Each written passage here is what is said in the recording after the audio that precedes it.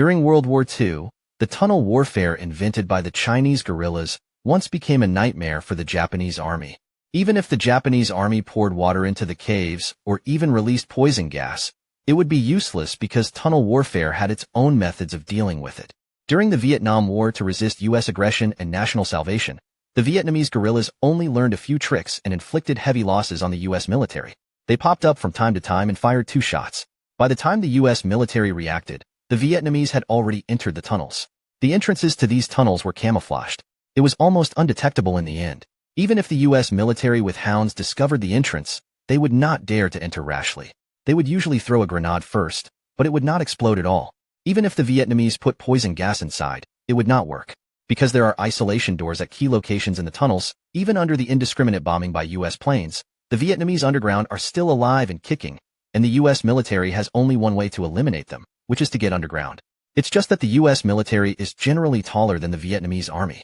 For this purpose, the U.S. military has set up a special force that only accepts short soldiers. But the U.S. military doesn't know yet.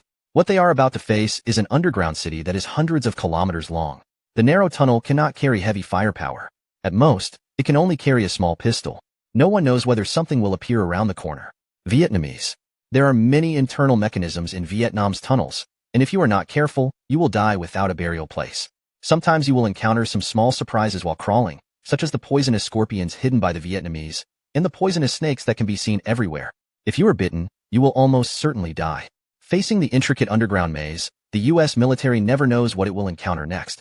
So this is also the most dangerous branch of the U.S. military, with a survival rate of only 10%. Tunnel warfare is often combined with traps. If you are not careful, you will fall into an ambush, which can be said to be scary every step of the way. There is also this kind of pedal trap, which can be used to crack the steel plate saws of the U.S. military. Even an ordinary bullet can be made into a trap. There are iron nails at the bottom of the bullet wrapped in a bamboo tube. As long as you step on it, a hole will be shot out of the foot. But what's even worse is that the mortality rate of this kind of spike trap decline is as high as 99%. The Vietnamese will even replace the spikes with venomous snakes, covering the surface with a layer of camouflage. Once a U.S. military falls, you will know the final result without even telling me.